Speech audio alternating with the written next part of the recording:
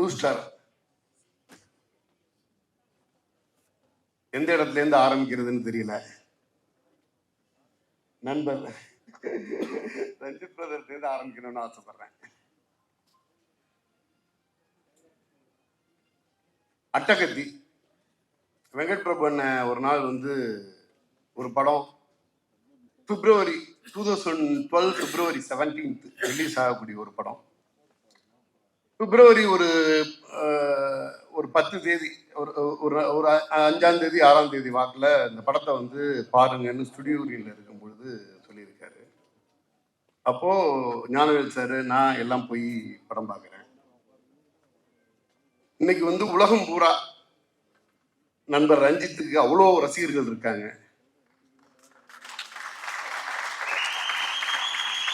எனக்கு ஒரு பெருமை இருக்கு. அட்டகத்தி படத்தோட மிகப்பெரிய முதல் ரசிகன் நான். அட்டகத்தி படத்தை ஒரு பிரிவியூவா பார்க்கும் பொழுது பிரிவியூங்கிறத மறந்துட்டு எவரி சீன் கிளாப் பண்ணிக்கிட்டு இருந்தேன். ஒரு மிகச்சிறந்த கலைஞன் நம்ம இண்டஸ்ட்ரிக்குள்ள வந்துட்டாரு அப்படிங்கிறது தான். அந்த அட்டகத்தி அப்படிங்கிற ஒரு படம் மிகப்பெரிய மிகச்சிறந்த கலைஞனை நமது இண்டஸ்ட்ரிக்கு தந்தது அப்படிங்கிறது மட்டும் இல்லை, அந்த அட்டகத்தியிலேருந்து எத்தனை கலைஞர்கள் வந்தாங்கிறது வந்து எல்லாருக்கும் தெரிஞ்ச விஷயம்.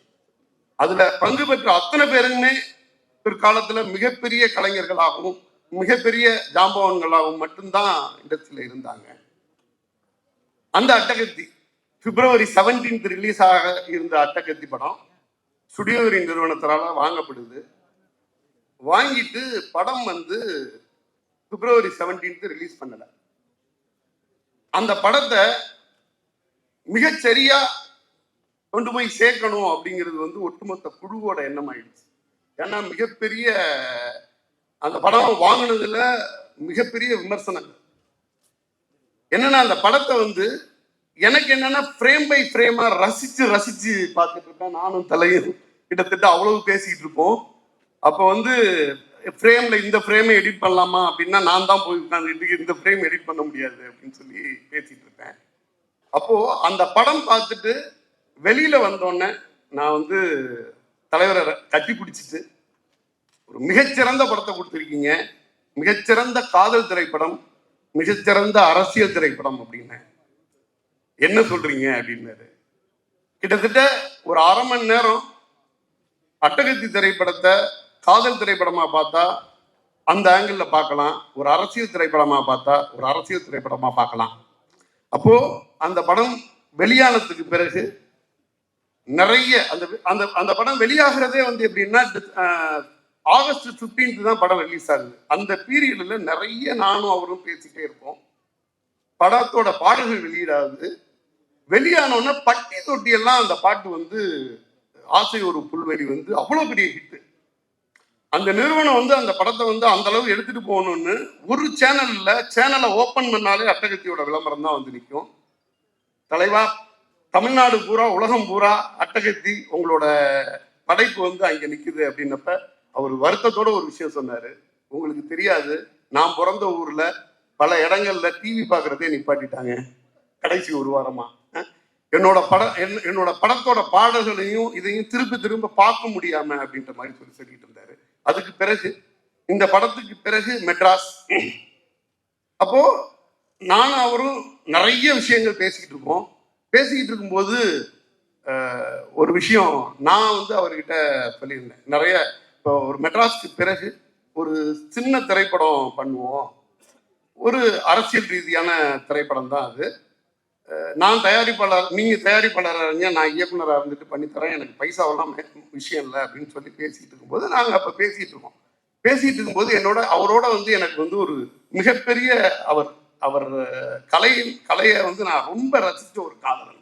நான் அவர்கிட்ட கேட்டேன், தலைவா நீங்க வந்து ஒரு மிகப்பெரிய அரசியலை முன்னெடுக்கிறீங்க, இன்னைக்கு சொன்ன மாதிரி இருக்கு, அவர் வெற்றி பெற்றதுனால அதை சொல்லலை, அன்னைக்கு ஒரு அட்டகத்தி வெளியாகிறதுக்கு முன்னாடி என்கிட்ட சொன்ன விஷயம் அது. ஒரு மிகப்பெரிய அரசியலை நீங்க முன்னெடுக்கிறீங்க, நீங்க மிகச்சிறந்த கலைஞன், நீங்க எத்தனை படம் வேணாலும் எடுக்க முடியும், எத்தனை ஹிட் வேணாலும் கொடுக்க முடியும், நாளைக்கு நீங்க நினைச்சா ஒரு யூனிவர்சிட்டியே கட்ட முடியும், வர்த்தக ரீதியான படங்களை எடுங்க. இன்னைக்கு இருக்க காலகட்டத்தில் நீங்க பேசக்கூடிய அரசியல் உங்களுடைய கலைக்கு எந்த அளவுக்கு சாதகமா இருக்குங்கிறது எனக்கு தெரியல. இது 2012 நான் பேசிக்கிட்டு இருக்கேன். அப்போ ஒரு விஷயம் சொன்னார். நான் டைரக்டரா படம் பண்ணி சம்பாதிக்கிறதுக்காக இந்த இண்டஸ்ட்ரிக்குள்ள வரல. நான் படம் பண்ணேன்னா என் மக்களுக்கான நான் சொல்ல வந்த அரசியலை சொல்றதுக்கு மட்டுமே நான் இயக்குனராக இருப்பேன். அதை சொல்ல முடியாதுன்னா படம் பண்ணாம கிளம்பிடுவேன். எனக்கு ஆச்சரியமா இருந்துச்சு. இது பாசிபிளான்னு நினைச்சேன். அதை சாத்தியமாக்கி காட்டினார். ஒரு அட்டகத்தி டைம்ல நான் இப்படி ஒரு அரசியலை செய்வேன், இப்படி ஒரு அரசியல் திரைப்படத்தை தான் எடுப்பேன். 2012 சொல்லும் போது இவர் இப்படி சொல்றாரு, இது பாசிபிளா? ஒரு மிகச்சிறந்த கலைஞன், என்ன மாதிரியான எதிர்பார்ப்பு மக்கள்கிட்ட இருக்கும், இவர் எப்படி அதை நிரூபிக்க போறாருன்னு நினைச்சேன். 3வது படத்துல சூப்பர் ஸ்டாரை வச்சு கேட்கினார். அவரோட உயரம் அது கிடையாது. நான் அதை விட அவர் ஆச்சரியமா பார்க்கிறது, தான் சொல்ல வந்த அரசியலை தான் சொல்றதோட நிப்பாட்டாம அதுக்கு ஒரு மிகப்பெரிய களத்தை அமைக்கிறார் நீலம். எத்தனை எத்தனை கலைஞர்களை இவர் உருவாக்குறார். நான் வியந்து பார்த்த கலைஞன் நண்பர் ரஞ்சித். மிகச்சிறப்பா மிகப்பெரிய ஜனநாயகவாதி. எதை பத்தி வேணாலும் பேசலாம், எவ்வளவு நேரம் வேணாலும் பேசலாம். ஒரு நாள்லாம் இரவு 10:30 மணிக்கு உட்கார்ந்து விடிய காலம் 3 மணி வரைக்கும் அவரோட அலுவலகத்துல டிஸ்கஸ் பண்ணியிருக்கோம். மிகப்பெரிய ஜனநாயகவாதி. இவர் ஏதோ ஜெயிச்சுட்டு நான் இந்த அரசியலை பேசுவேன், இப்படிதான் படம் பண்ணுவேன் அப்படின்னு சொல்லலைங்க. ஜெயிக்கிறதுக்கு முன்னாடி அட்டகத்தின்னு ஒரு திரைப்படம் வெளிவாகத்துக்கு முன்னாடி அவர் சொன்ன வார்த்தை, நான் சார்ந்த அரசியலை பண்ணுவதற்காக மட்டுமே இந்த படத்தை நான் திரைத்துறையில வந்திருக்கேன்னு சொல்லியிருக்கார். இத்தனை கலைஞர்களை கொடுத்திருக்கிறார். அதுல எனக்கு ஒரு மிகப்பெரிய சந்தோஷம். இப்போ ப்ளூ ஸ்டார் படத்துல இதோட இந்திய விநியோக உரிமையை நான் பெற்றிருக்கேன். ரொம்ப சந்தோஷமா இருந்துச்சு. மிக நேர்த்தியான திரைப்படமா, எல்லாராலையும் எதிர்பார்க்கக்கூடிய ஒரு திரைப்படமா, அத்தனை பேரும் கொண்டாடக்கூடிய ஒரு திரைப்படமா இந்த திரைப்படம் வந்திருக்குது. இந்த திரைப்படத்துல என்னோட சகோதரன் அசோக் செல்வன் முக்கிய லீடா நடிச்சிருக்காங்க. எனக்கு பிரச்சனை என்னன்னா, என்னோட சகோதரின்னு சொல்லிட்டு கீர்த்தி பாண்டியனை ரொம்ப நாளா என்னோட தங்கச்சின்னு சொல்லிட்டு இருப்பேன்.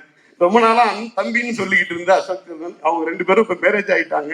நிறைய நேரத்துல அவங்களை என்ன மாதிரி பேசுறதுன்னு எனக்கு தெரியாது. போன்ல பேசினா கூட இந்த பக்கம் தங்கச்சி, அந்த பக்கம் தம்பி அப்படின்னு என்னால பேசுறதுக்கு சிரமமா இருக்கு.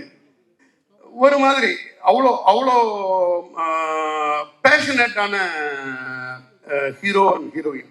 சமீபத்தில் கண்ணகின்னு ஒரு திரைப்படம் ஒத்தையாளா அவங்க கீர்த்தி பாண்டியன் அந்த படத்தை எடுத்து கொண்டாடணும்னு நினைச்சாங்க. சொல்லிக்கிட்டு இருக்கும்போதே ப்ளூ ஸ்டார்னு ஒரு படம்னா, அப்படி ஒரு படம்னா, அவ்வளோ ரசிச்சு எடுத்திருக்காங்க, ரசிச்சு பண்ணியிருக்கேன் அப்படின்னு சொல்லி படத்தை பத்தி அவ்வளவு பேசிட்டு இருப்பாங்க. தம்பி அசோக் செல்வன் அவரோட 2 படங்கள் முன்னாடி வெளியிட்டு இருக்கேன். முதல் படம் ஓமை கடவுளே, 2வது படம் போர் தொழில், 3வது படம் ப்ளூ ஸ்டார் ஹார்ட்ரிக். நாங்க 2 பேருமே ஹார்ட்ரிக் சக்சஸ்க்காக வெயிட் பண்றோம். சாந்தனு பிரதர், பிருத்திவிராஜ் பிரதர் எல்லாருமே இந்த படத்துல இருக்காங்க. அருண் பிரதர் எல்லாம் டீமாவே நம்ம அட்டகத்தி டைம்ல எல்லாம் நம்ம ஆர்ட் டைரக்டர் ராமலிங்கம் பிரதரோட அவ்வளவு பேசிட்டு இருப்போம். ஒரு மாதிரி ஒரு குழுவா பார்க்கவே ரொம்ப சந்தோஷமா இருக்கு. இதை விட ஒரு பாசிட்டிவான படம் வராது. நிச்சயமா மிகப்பெரிய வெற்றி அடையும். இந்த திரைப்படத்தை இந்தியா முழுவதும் எந்த அளவு மிக சரியா கொண்டு போய் சேர்க்க முடியுமோ எனது நிறுவனம் செய்யும். நன்றி.